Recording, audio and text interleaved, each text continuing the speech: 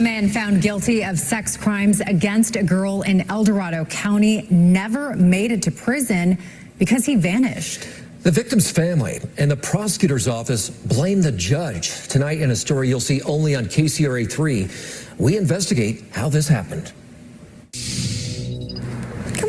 Speaking up about the sexual abuse she experienced when she was just 11 was painful, intimidating, and frightening. You were concerned people would not believe you. Yeah, like he was an adult, so I'm like, oh, people would believe the adult before me. He is the predator, Carl Cacconie.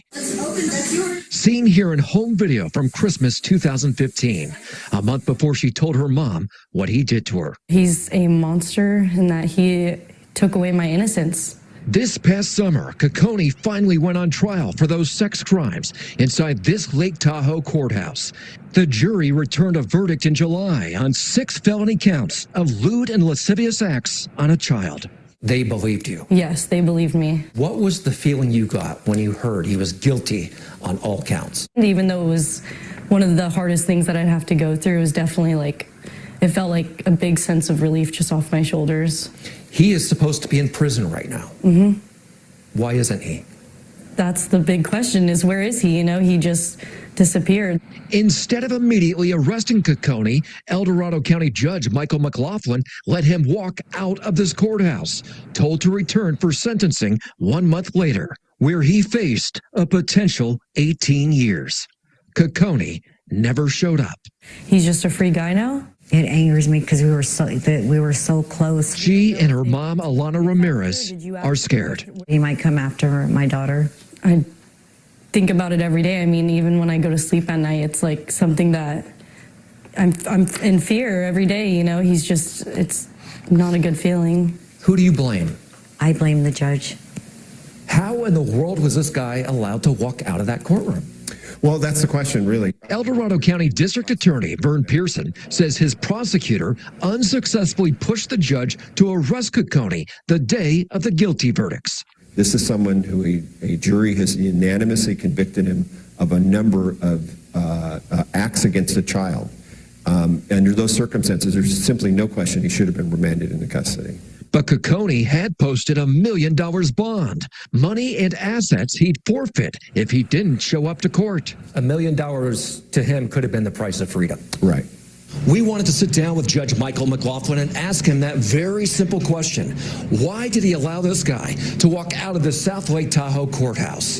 But he declined our request. But his office told us the California Code on Judicial Ethics prohibits judges from making any public comment about a pending case. So I reached out to a retired Superior Court judge to ask, is there something we're missing here? Is there a way to justify releasing Cacconie just minutes after the jury convicted him? That judge told me letting someone out who is convicted of such serious felonies, even with $1 million bail, is exercising very poor judgment. A second retired judge told us it was clear this man was a danger to society. He should have been immediately remanded. You should never let a child predator out ever again. I feel like the justice system let us down, and it hurts. They never planned to go on TV to share such a deeply personal story, but hope by doing so, someone will report seeing Carl Cacconie. They also want the law changed, forcing judges to cuff child predators the moment a jury convicts them. You know, once they're found guilty, they should just immediately put them away. Well, at trial, Jane Doe testified Cacconie also sexually abused her in the early 2000s in Madera County when she was a young girl. Cacconie's family reported him missing out of San Francisco the day he was supposed to be sentenced, and they claimed he left a suicide note. But the DA says he is very confident Cacconie is alive and says anybody who is helping hide him will also face charges.